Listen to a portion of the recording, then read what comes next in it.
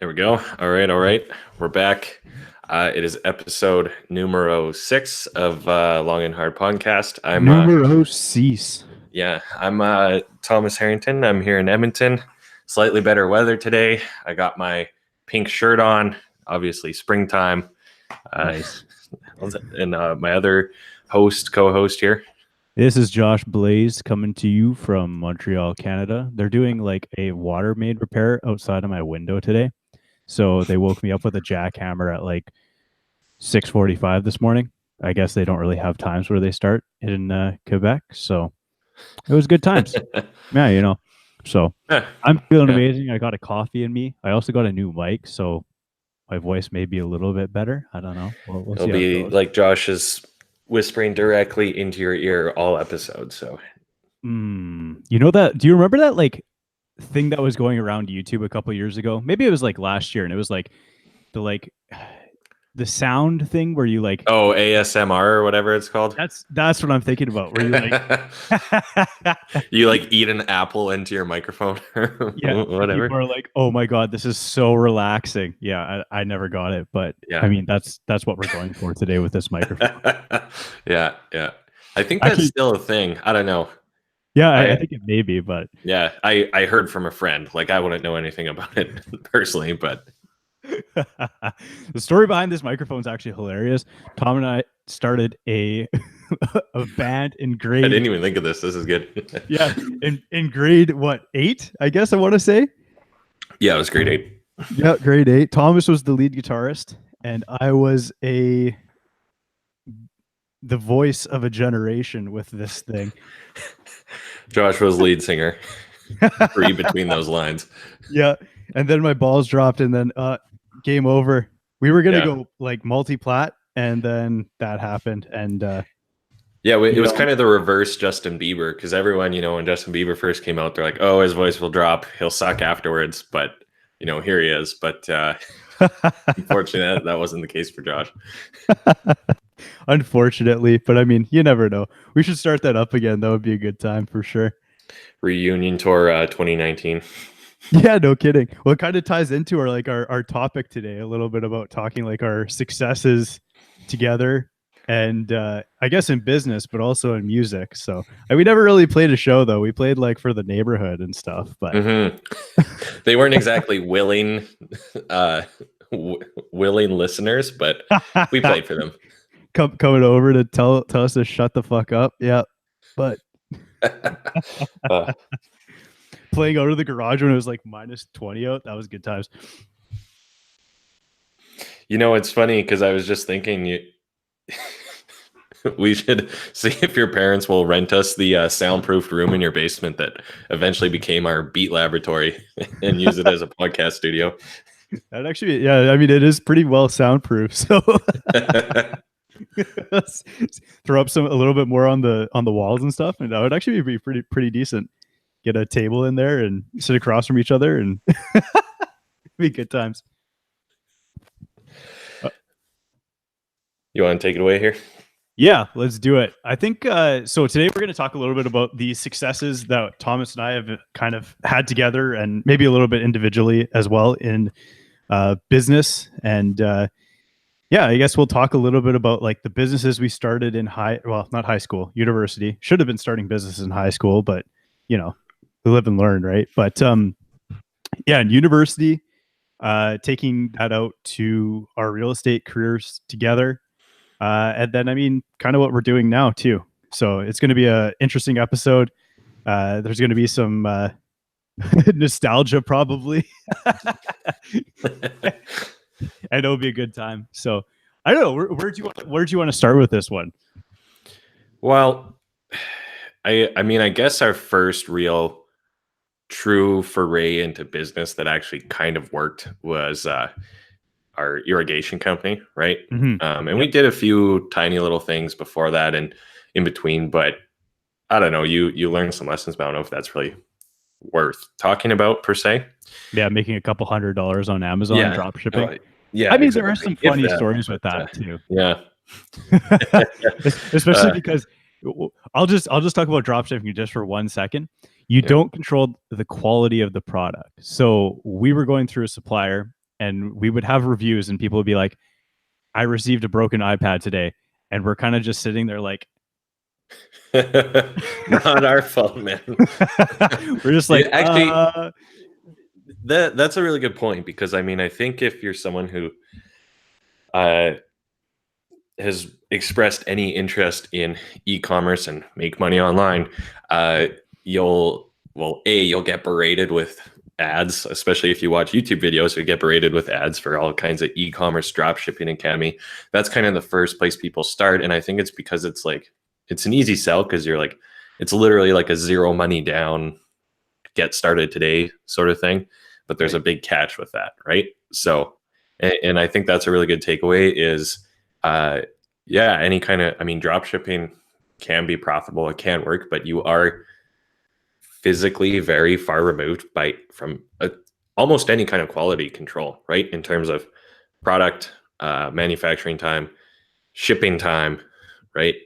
Mm-hmm. You're basically just using whatever system uh, another company has already created, right?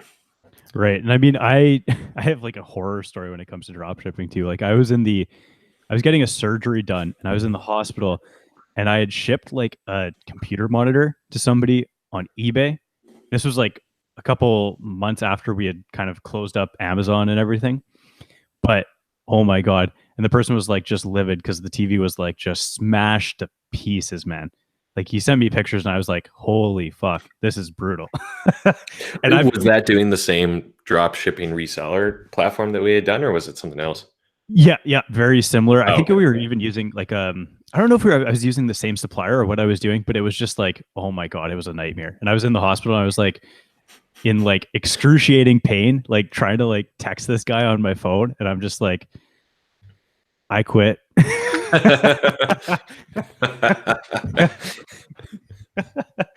Yeah, so yeah, so Yeah, if you want to have some great headaches, drop shipping is definitely one way to go with that for yeah, sure. yeah. Especially weird tech resale crap. But, Oh God. anyways, so uh, our first, what I would call, successful venture, truly, because we made a few $1,000. It was a small irrigation company, right? And it was um, basically like residential irrigation systems you'd see in your backyard, just for watering your plants and grass more consistently. Mhm. I have no idea where we came up with the idea to do that in hindsight. We had a third partner, Yeah, Dylan. Maybe yeah. we'll get him on the show. He's actually coming out to Montreal Oh, on yeah. Thursday this week, so Maybe be a maybe I'll get first him. guest. I'll pass the mic between the two of us, and we can. No, yeah.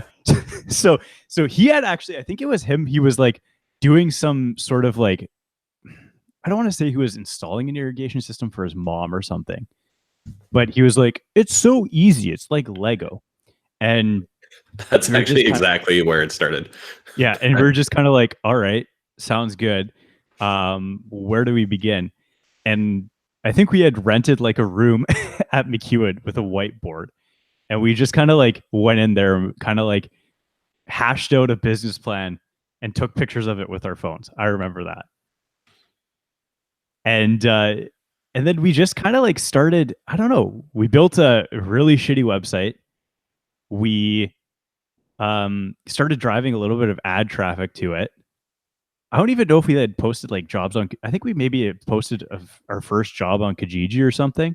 Maybe And it was maybe Kijiji, and we figured out AdWords for the very first time, right? yeah, And yeah, I would love to see our campaign. keywords and ad copy and stuff from that, because that was like 5-6 years ago. So Yeah, it would we'll be t- almost comical to see it we'll talk compared a to little bit about now. that because it's actually hilarious, like how that worked out. But yeah, I think the first job we ever did was like a repair job on Kijiji, and Dylan and I went out to do it, and we just didn't know what the fuck we were doing. And it Yeah. was essentially like repairing a head, and I pretty much took Dylan at his word for like, oh, we know what we're doing. So we essentially went to the job, found out what was wrong, left for lunch in quotation marks, went to the Home Depot to pick up parts for the job, came back, did the repair, charged her like $170 for our time, and then that was it. So that was our very first job, I think. But the very first big job we did, oh boy. Was that the commercial or it was a system for like a like a business, right? Yeah, Like it for was their front lawn kind of in an industrial area. Okay. yeah, that was the Yeah. job. Well, yeah, I mean, I think the overarching lesson here is, I mean, you don't want to get caught up over analyzing things, especially if you're starting something or going out on your own or whatever. But jump before you look mentality is probably something we've both maintained to this day, and even for something such as this show, where we just kind of started doing it and then figured out how to distribute it after, right? So That was the epitome of jump before you look. yeah, so you know, sometimes it's better to just not sweat the small stuff, and you know, kind of for life too is it's all about execution, right? Mm, So you do need to take initiative at some point, and sometimes that means going for it and make it, you know, jumping off a cliff and building a parachute on the way down, sort of thing. that's pretty much what we did with this company. But that first job was actually like we hand dug all of the trench. Like it was like a nightmare. Like we were there for like 7 hours, and it was a very, very small job. Like it was like 5 sprinkler heads or something ridiculous like Yeah. that. And we were hand digging it for 7 hours or something like that. And I mean, we got the pipe in the ground, did all that. And I want to say it was like some sort of company involved in plumbing or something. So they actually did the tie-in. We didn't do anything like that. We just put the pipe in the ground, the sprinkler heads in the ground, and then they were going to sod the ground like 2 days later, and then they did the tie-ins and stuff. And the system didn't work.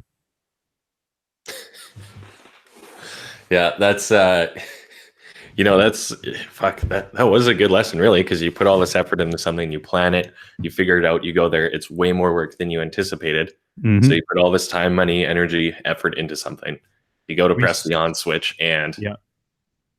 We nothing. super undercharged for that job too. Like super undercharged. Yeah, Like yeah. we were easily the lowest bid, and that's why we got the job. But it wasn't our fault because we didn't control the water line or anything. They had actually told us that the supply was going to be fine, and it wasn't our fault at all. It was Mhm. coming from like it was a weird story, but we did everything right on our end. It just Mhm. didn't work because the water supply wasn't good enough or something. Yeah, the water supply wasn't. I mean, so in any kind of plumbing, or at least for the little bit I know about irrigation, is like when your supply pipe is smaller than your like pipe for the system, Mhm. it loses too much pressure and the water can't get all the way through. And I believe that was the issue we had. Yeah. So I think what they ended up doing, and we weren't involved in this, but they ended up like throwing a pump on the system and making it work. But Oh, okay, yeah, yeah, so like essentially just speeding the water delivery up to the system. But anyway, it was a learning experience for sure. But I mean, yeah. oh man, that was pretty fun. Then the second job we did was like, oh, we were renting like a trencher from like this, oh my god, this god awful company in Edmonton. They're actually not around anymore. Hey, they No, got no, bought they're out not. or something, because I mean their their customer service was just heinous. The equipment was in I extremely think they're mediocre shape, right? I was So gonna say I think there's a fucking reason that they're not around anymore. But yeah, oh my god, dude. Like that was a fun one too. Where we like got that like 50-year-old trencher, dug a bunch of trenches in this guy's backyard, threw in a system. That one actually worked like super well though. but yeah, I mean, we actually made a half decent product at the end of the day, right? Like it worked well, Mhm. and I mean it's relatively simple and easy learning curve, right? So It was actually hilarious that system though, because we used this like super big spray head that was just drenching this guy's backyard, just one in the corner. it covered the whole lawn perfectly, but it was just this motherfucking like thing, and then everything else on the system. Do you remember that? I do now. I was thinking of a different house, but yeah, I do. We were almost. This is where the inner accountant kind of came out between myself and our other partner in this venture, where it's like, okay, what does this do the job best. It's not prettiest. So, but It worked. It worked well. The guy yeah, was it super worked, happy right? with this So, one too. So, um, yeah, and I mean, that one was pretty good. And then we actually put a lot of work into that one, like in addition to, because I think actually one very, very good point is when you're starting something, you probably should undercharge for your product to begin with. So you actually do get jobs and you get and referrals get in in the the door. door, and yeah, yeah. 100%. When I was doing some web development for another client, this is years later. That's kind of what I did is I just charged him like next to nothing to get a website online for him Hmm. so I could get a referral. And that was kind of what we did with the irrigation company, kind of inadvertently. Like we didn't, 100% inadvertently, right? yeah, yeah. And then, I mean, how many jobs did we do that summer? Five, Oh, six? something like that. I don't remember. Plus some smaller ones as well, right? So, Yeah, some repair I jobs. I think the original title I wrote here for this was "How to Make $10,000 This Summer with Your Friends," right? And it's because that's roughly what our gross revenue was, Yep. which I mean, it's not bad, man. It was a bunch of 20, 21-year-olds figuring out how to be in business for themselves, working on the weekends, right? So, Yep. but yeah, I want to say, yeah, 6, 7, 8-ish, right? I mean, Mhm. pretty much the entire like summertime, we were busy every weekend with it, right? Yep. And I mean, that's pretty much what we did. We worked every other weekend or every weekend. It was enough for beer money to go out with the boys, and that was pretty much what it was for. So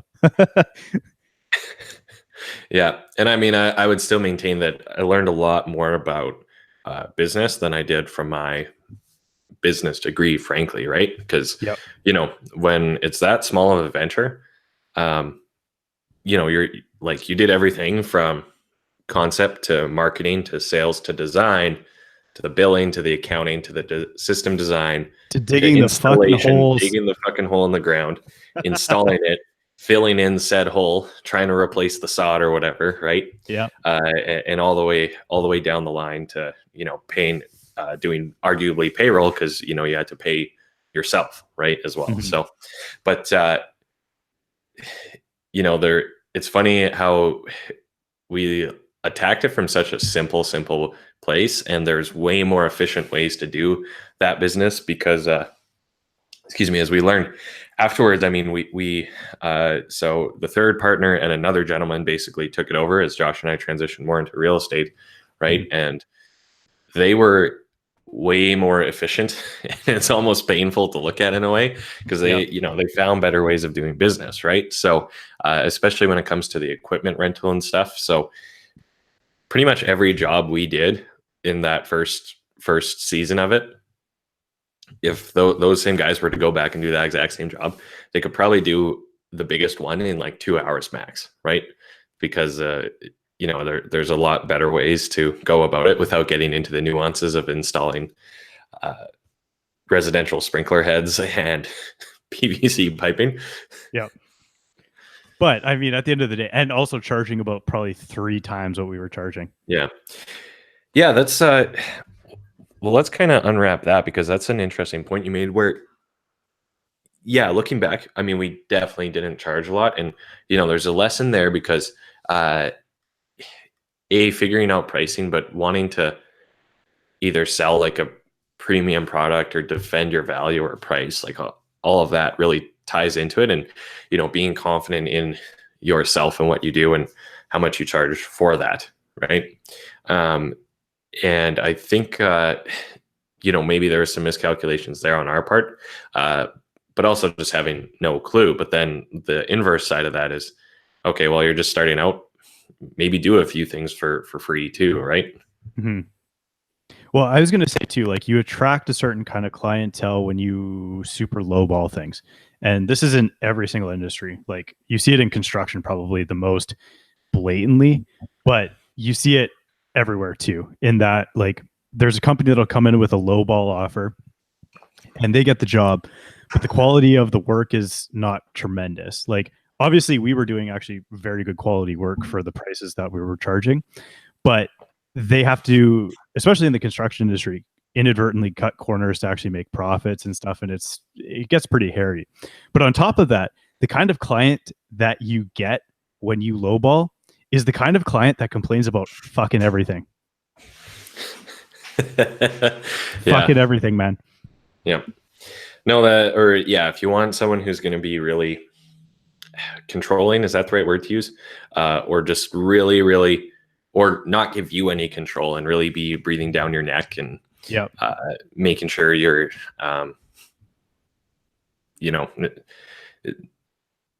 really not giving you any kind of flexibility or freedom within what you do. Even though in theory you're the expert, right? And this is an old adage and something I've really come to learn too on the real estate side of things is sometimes like a $1,000 paycheck or whatever is just as much work as, or $1,000 client is just as much work as a $10,000 client, right? Sometimes if not more work. Yeah. Sometimes more often than not more, right? So and that's not said with like a looking down my nose at anyone kind of point of view, but you need to decide who you're going to be and what you're going to do in business, right? If you want to be, the low cost option, like that's fine, but understand what's going to come with that. And then if you want to go really high end premium service as well, well, obviously there's different drawbacks there as well, right? Yeah, I mean, you got to be on your game if you're doing that sort of thing. But also, that kind of clientele at the very high end, like they complain a lot less. Like their time is more valuable. They're off doing other things that are more important to them. So they're not kind of like keeping one eye on you while you're doing the job that you should be an expert at, right? So yeah, I think it's something that we could definitely talk about in another podcast is like pricing schemes. Well, I wouldn't call it pricing schemes, but like a pricing, what's the word I'm looking for? Structure, I guess. And like actually targeting who you would want as clientele for your personal business, I guess. Right. Even part of that would be what do they say? Like your kind of avatar of your customer demographics, right? Yeah, your ideal customer. Yeah. And I mean, if, as the old saying goes, if you want to be everything to everyone all the time, like that's not really a good or sound business or customer acquisition model at all. You will be nothing to nobody. Put that on a poster. Yeah. So, I mean, that was the first business we had actually like started together. I mean, we did the Amazon drop shipping, then we did this, and then we went into real estate together. And let's talk a lot about that one because that's pretty much. I mean, you're still selling houses today. I'm still kind of involved in the industry from a like 50,000 foot view, I guess. Like it's pretty much like what we know and love. So yeah, let's talk about that. Yeah, for sure. I mean, so the rest of this podcast. Yeah. Well, I'd like to do, kind of more a realtor episode or real estate episode, and more specifically kind of give a breakdown a bit more of what I did or we did as agents and some kind of behind the scenes of certain structures, I guess, of the business or how it really works as an agent, right? Especially because, I mean, even you probably still get asked, but I get asked all the time about what it takes, what's involved, etc. Right? So, yeah. But for us, we started on a team or I had started on the team and Josh got his license about 5-6 months later, right? Yeah, you had started in August. I think I started in January. Yeah, that sounds about right. So, we started on a big team with, a top producing agent at the time. And, he would basically supply the business, the leads for us there. And, it was an old school way of doing business disguised as like high tech, right? And, there's a lot of that in real estate where, because certain aspects of the MLS are kind of, let's call it blocked off or just very, very dated or not as efficient as they should be. They end up being, again, and then they kind of dress it up as a more high-tech option. But regardless, we were doing that. And for Josh and I, it just seemed very inefficient coming from the more entrepreneurial mindset and doing our own thing. We were naturally more inclined to go our own route. And then B, part of that is well, from our schooling and all of the above, you're kind of looking at business processes, and when something's inefficient, it'll stick out to you, right? And I had a very wise professor once tell me in university that if you ask someone, hey, why do we do this way, and the answer is, well, that's how it's always been done, you should get the like Bugs Bunny dollar signs in your eyes, because that's a huge opportunity, right? Yeah. So, I mean, I was there for like a month, and I was like, this doesn't really make sense. You have to also realize, like, there's a traditional brokerage model in real estate, and that traditional model kind of charges the agent an exorbitant amount of money per month to be an agent at that brokerage. And we're not going to name any names or anything like that, but at this particular brokerage, we were paying like a sum of money that did not make any fucking sense whatsoever to pay out on a monthly basis. And I think I remember like turning to you and being like how is this financially viable for like a brand new real estate agent to get into the door and be paying this out on a monthly basis, where you're really not getting anything in return for it besides having the name behind you, I guess. Yeah. No, that's without getting way too into that, and that'd be more of a specific advice to newer realtors. But it was a lot of money, and for an old system, and there's no real benefit. So I guess that sought us to look elsewhere, right? And I had been doing it for a few months at that point, had a few deals under my belt. Definitely the first team leader we had was extremely helpful for me. Mm-hmm. Kind of learning what to do. Like I definitely learned a lot in that time, and even stuff that still helps me today, right? Mm-hmm. But we started shopping around brokerages, and then I kind of talked to almost everyone in the city, because I wanted no grass is greener kind of phenomenon, right? It's very easy, especially in this day and age, and even this was a few years ago, but it's still the case, where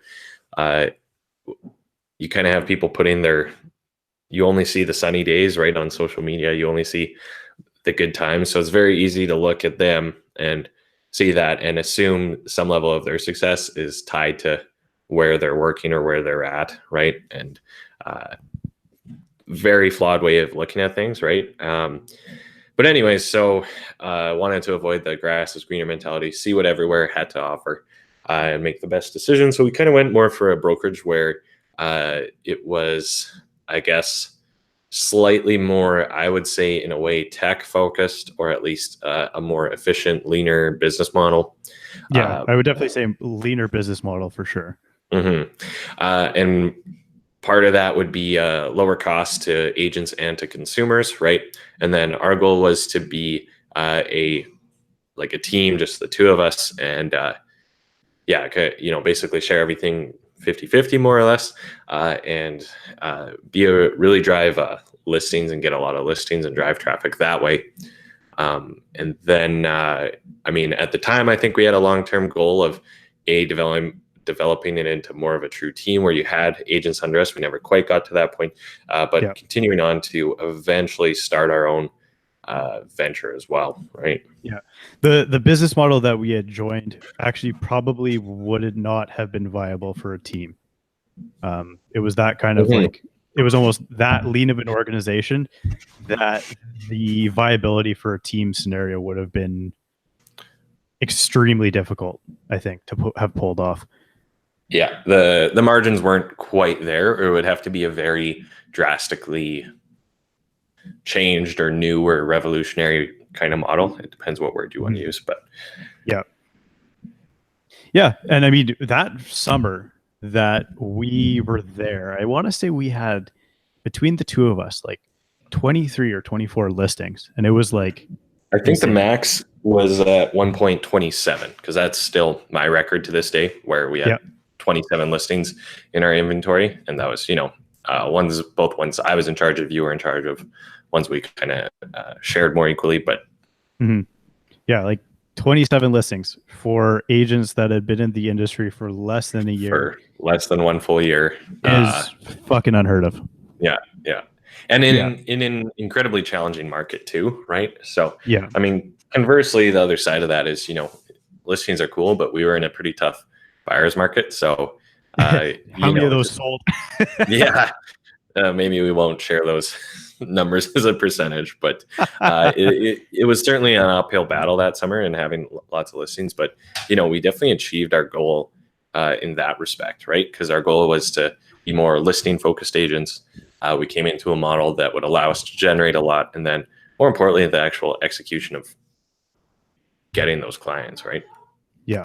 And I mean, the way that we went about getting those listings was like we had gone the advertising route that nobody else really was doing.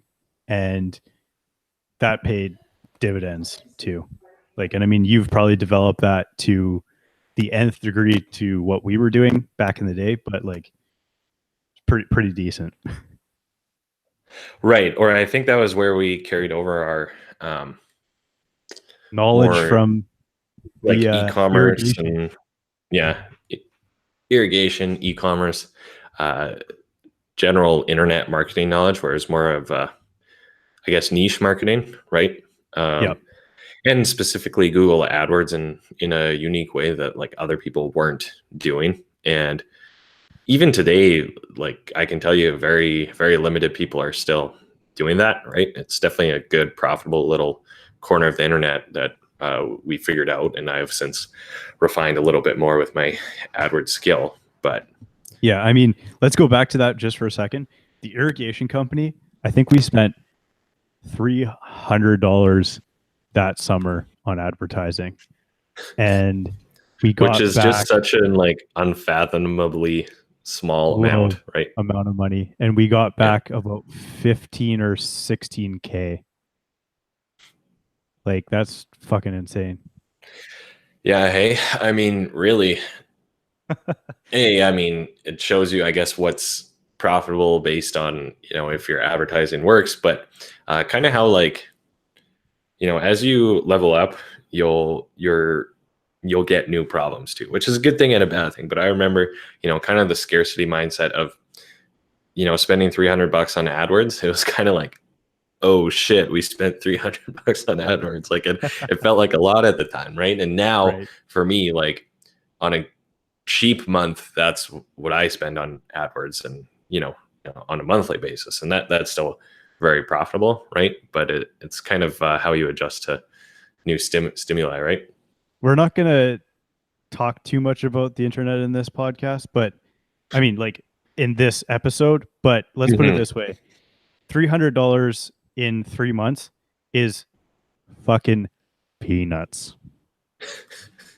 People are doing that on a fucking hourly basis, if not like in advertising. There's people that are spending tens of thousands of dollars a week on advertising, and yeah, like it's the ocean is so big that $300 doesn't make, in the words of Crystalia, a fucking dent.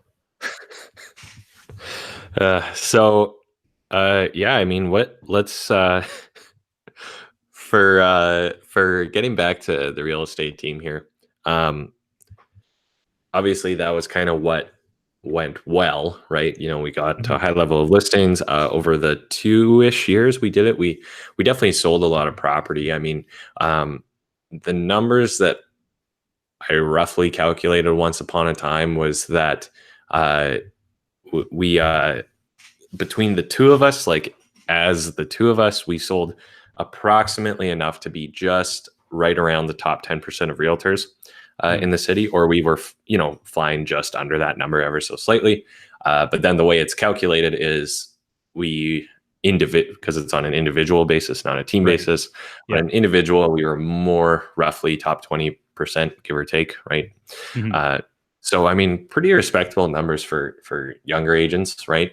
In Um, 2 years, I think we sold, I want to say like $7.5 million in property or something like that. yeah, That sound that's about right? yeah. I'd have to go look at the numbers again, frankly, but Yeah. something like, and that's just on like a listing sales side. Like you have a listing agent and a buyer's agent, right? So Mhm.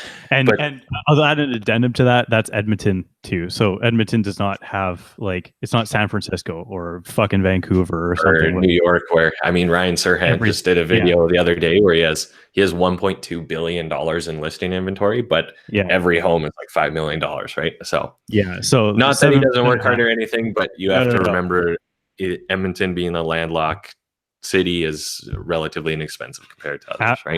So Average house price in Edmonton, I think in the time was like 360K or something like that. it's about 370, 375 is usually where it floats around, Yeah right? Average price for real estate, give or take. I think it did get down to about 360 around 2016, yeah and then kind of crawling its way back up here.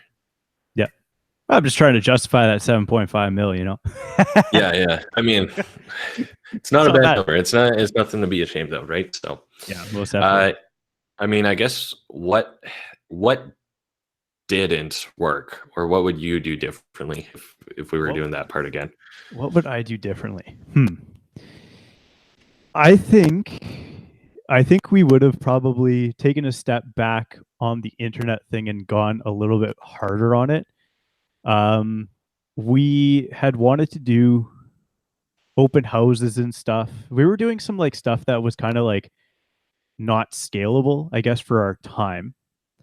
Um, just being the two of us. Were we in a team scenario and had built a team, that may have been something we could have considered. Um, I'm trying to think what else I would have done differently. Like as part of the two-man team we were. I don't know. I think we did a lot of it right for sure. Mm-hmm. Um, yeah, I don't know. What about you? Well, yeah, I mean, it's in life, one should not be looking back on should have done this, should have done that, right? So, Mm-hmm. but no regrets, as they say. But y- you know, I, I mean, it's end of the day, it went well. I think it's maybe that's a flawed question to ask because you can only now look at that scenario with the knowledge you have now, but at that time True. you didn't have it, right? I do think one thing that I would say to everyone regardless of business, and one thing that we didn't do enough, was going kind of all in on social media, because if you look Mm-hmm. at how social media is used now, specifically with realtors, like everyone's kind of doing very similar things, but there were a lot of agents doing what is now kind of the norm as a realtor back in 2015, 16, 2014, earlier, right? Yeah. So it was something where the knowledge was out there and should have gone a bit heavier on it at the time. I think that would be the only thing I would change, dare I say, right? Yeah. But that was the Trying to stay away from being like a social media whore or something back in the day, and now I'm kind of just a whore. So yeah, yeah. Well, I mean, us specifically at our age, and peers of ours and around us, we came up at a funny time where the generation before us, like if I have a client who's 5 to 8 years older than me, and I want to go add them on Facebook later or whatever, yeah, like they don't have a profile, they're impossible to find, they have it super limited, because that they came up from the generation where, especially in a work environment, they were saying, be careful what you post on social media. Don't put it all out there. And I guess by default, when, Facebook first came out, people would just post pictures of them being shit faced or whatever and nothing else. But even so, that generation kind of came more from the don't post anything there. And now it's all about content, authenticity, creating, putting it out there, and not just for a more entrepreneur type person, but just for like employees too, right? So mm-hmm. we're kind of right in the middle, and it's, I guess, finding that balance, but it's something where we really witnessed that transition firsthand, and it's something arguably should have jumped on earlier. And it's very much a strong gift to have, but seeing opportunities in the market where something is you know not too expensive quite yet, not everyone's doing it, it's not overly saturated, Yep. and um, well, figuring out how it works to your industry, right? So at the time, Google Ads has always been expensive. Like if you want to go back to like the early to mid 2000s, that's when it was truly inexpensive. Mhm. And we got in at an okay time. It's definitely very expensive now, right? So it's, if you want to go compete at the broad level, like something like Edmonton Realtor is ungodly expensive, right? You have to have a very deep pockets to compete at that level, right? So Yep. I think something like that would have been so going heavier on the social. I would say video, right? Because almost everyone does listing videos these days. Right. When we were still, as our team, the Evolve Group, as we called ourselves, like listing videos were just getting started, if you recall. And that would have been something, again, but that ties into the social, the content thing. And I Mhm. think that was something that it's should have gone more all in with at the time. And if you're not doing it now, you really need to be. You're kind of playing catch up, and that even applies to both ourselves, I would say, at this point. So Yeah. I'll just add that the fee structure that we were under at said brokerage was also a little bit limiting in like what we could provide for clients. So mhm, like we were dealing with, I mean, the margin almost, it didn't make sense to do the video and stuff. Like it was mhm, kind of mhm. like that tight. Yeah. But and that, I mean, that goes back to like the thing we were just talking about previously with the irrigation company and like undercharging too. Like you can't provide like the exact same service that a company that charges a little bit more would be able to provide, even though you kind of say you can, I guess, if that makes sense. Well, yeah, it gets down to a few nuances and some of the stuff that might be considered fluff by some, such as myself. But Yeah. uh, what I would, yeah, I mean, that's a really good takeaway. And, it's all about knowing your value and figuring out a good price. And, if you do things too cheap, you will attract a customer you probably don't want to work with, or the wrong type of people, right? So, Yeah. And I mean, we were meeting people, at least personally, I was meeting a couple of people that were in like some dire straits when it came to selling their houses, and I don't know, it got a little bit interesting for sure. I, yeah, I mean, and that's part of the business, I would say, right? Where, Mhm. you know, some negative life situations that people encounter and real estate becomes involved. And, you know, you want to be as helpful as you can and do your best for people, but you do have to say no. You do have to defend yourself, and you do have to understand, uh, there are sometimes, frankly, like casualties of war. This is what I would always say, for at least for real estate, when you're in a really, really bad market, such as we were and still are in some ways, is unfortunately you're going to come across someone who is way underwater on their home, and there's no way it will sell for that price ever again. And Mhm. unfortunately, there's just nothing you can do for them, right? Yeah, no, very true. Yeah, it's definitely an interesting scenario for sure. But Hmm. I I, mean, I think between these two businesses and everything in between is knowing more about pricing and finding a good price, and then defending that value, but also not just selling on price alone, right? right. Because Yeah. if you do that, it all ties together. You kind of go back to attracting the discounter or someone wanting the best deal, right? Hmm. Hmm. And not saying you shouldn't maybe be straight up about your pricing or charge a fair amount or blah blah blah, but you need to go one way or another with it. And yeah, you should maybe do some deals for free or whatever in the start to get some referrals, get some work in your portfolio. But I think that's the biggest lesson from our successes was not, and you don't want to look back on it on a like kind of a scarcity mindset of, oh, could have been making so much more, or blah blah blah. But Hmm. could you have charged more and had the exact same results? Yes. Yeah, most definitely. I mean, like my dad, for example, in the company that he runs, is very much about going like the very premium route, like definitely targeting the customer that wants everything, right? Like doesn't want to worry about anything. They want everything taken care of. And I mean, there's definitely justification for going that route too. So it's almost like we learned what different clientele is looking for, and also like at what different I want to say margins or different brackets those clients fall into. It was it's definitely like a case study in like that sort of thing. Yeah, there's certainly is like a price bracket, and we saw it firsthand. And I think that's kind of the point too, is that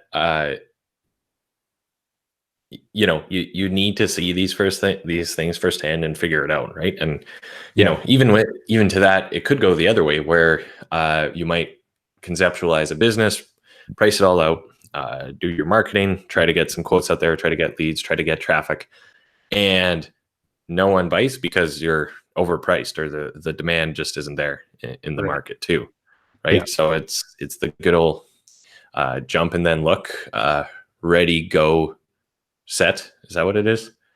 Ready, fire, aim. I believe that's what's his name? One of the California $1 million listing guys. He has a thing in his book. Josh Altman. Altman. Okay. Yeah. Yeah. It's ready, fire, aim. So basically, correct course as you go, right? Yeah. One thing that I also noticed too is that like as you move from the different brackets, like certain brackets advertising is more effective. Certain brackets you're actually going to go out and have to interact with those people and make cold calls and that sort of thing too. Like it's very interesting in that like for a very high ticket item, you're probably not going to be advertising very much for it. Like you don't see advertisements for Lamborghinis or for advertisements for Toyotas. I'm just kind of like thinking of this as we, but like certain brackets, certain brackets, word of mouth is going to be more effective. Yeah, I don't know. I'm coming to like an epiphany as I'm saying this. So no, that's very true, right? And how you reach certain channels is different, right? And a more mass audience, or more of a niche audience, or again, higher ticket items. And there's kind of that adage out there, and a lot of people say it in like a douchey way, and they're like, you don't see Lamborghinis advertised on TV because those people don't watch TV. It's like, well, no, it's just such a small audience that statistically it makes absolutely no sense, right? So, and someone who can afford that type of vehicle, it's more about kind of doing like a networking event or something for that, or like a launch event at your dealership, right? Versus taking out a Google ad for Lamborghinis in Edmonton, because I don't think anyone's seriously Googling that, right? So we're starting a $1 billion F1 team or something like that. I don't know. There's levels to this shit, man. That's for sure. Yeah. Well, even, I mean, I think doing a specific advertising episode would be good, and sharing what we know and where we've succeeded, and kind of how people can start to learn as well, right? We're definitely both pretty big Google guys, but there's a lot of other options out there, right? Yep. And there's even still a time for direct mail and pen and paper and licking stamps too, right? Like that's not totally out the door either. So I mean, you might differentiate yourself by doing direct mail these days. There's like that adage is like, fuck, another email. Oh my God, I got a letter in the mail, and you open it and then 20 years ago it was like, oh, another letter in the mail. Oh my God, I got an email. Like it's literally backwards. Yeah. Hey, kind of how the pendulum has shifted, right? Yeah. It's all a pendulum, man. Just swings back and forth. So, and I think for ventures together to those are probably the two best ones, right? So far, I mean, hopefully Long and Hard podcast builds upon the previous ones, but I probably a story for another day. But the next step from where we went of our team was our own brokerage, which was Veritas Realty. And that crashed and burned relatively quick, right? And I think there's 101 lessons and miscalculations we made in there, but I think probably the biggest one was, you really shouldn't be going around blaming the market, like, oh, it's a tough market, blah, blah, blah. But market conditions are inevitable. They do influence your business, right? So I think we started it in an October or November, which was just the worst idea ever, right? Because and fall can actually be quite good for real estate, and I would tell that to new agents is like, I've had some really great, and we have together like October's, November's. You can still sell a lot of homes going into the winter. It's kind of your second spring. Yeah. But you kind of need to understand you should always be building a system to get like to a consistent revenue or whatever every month, right? But like there is a oh boy. It's a cyclical market for sure. Yeah, exactly. So Yeah. you need to understand that and leverage that. And when spring comes around, you need to double and quadruple down. When fall comes around, same story. When it's winter time, you know what? Maybe even, dare I say, ease off a little bit or try to, keep the consistency going if you can. But it's almost better to, I guess, save up for the spring months, right? Without, you don't want to mail it in the entire month of December, because there's a lot of agents out there who do that. But a lot of agents take off to travel in December. I mean, I have a couple advertising clients that they shut down until like March. Oh, no way. Hey? Yeah. So like they just like shut it right off. But yeah, I think that was, if you're going to go that route, like you kind of got to do it or decide that's what you're going to do and just make the other time count. I mean, one of the highest performing agents I've ever known personally, and you knew him too, took 6 months off a year and only worked here for 6 months. And sold in the top 1% of agents in the city, right? So he hammered that 6 months. Yeah, it was impressive, but and there's something to that too, and leveraging those times a year that would work out a little bit better. Mm-hmm. Yeah, we could probably do a completely separate podcast on Veritas, and I mean, this is more a success podcast. We can go into the failure podcast too. Coming soon. Failure show. Soon. Yeah. I mean, we're working on long and hard together. We're doing an internet venture together as well. That's slow, but it's coming around too. So yeah, I mean, and I don't think this is the last thing we do together either. No, probably not. I mean, once you kind of have, if you're someone wanting to start a business or your own venture or do a side hustle or whatever, like just go out and do it, right? It might not go perfectly. It might go okay. You might look back and have gone better, but you'll at least be learning from it, right? I think that's the most important thing.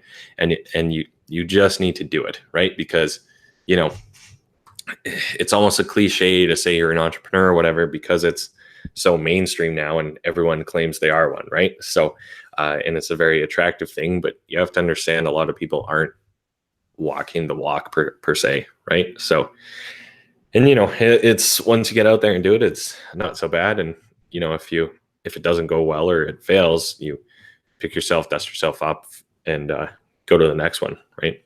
Yeah, I think we'll cut off this podcast at that, because that is literally the title of the next episode. Episode 7 is going to be "Just Do It," and that's seriously, and that's going to be to Phil Knight.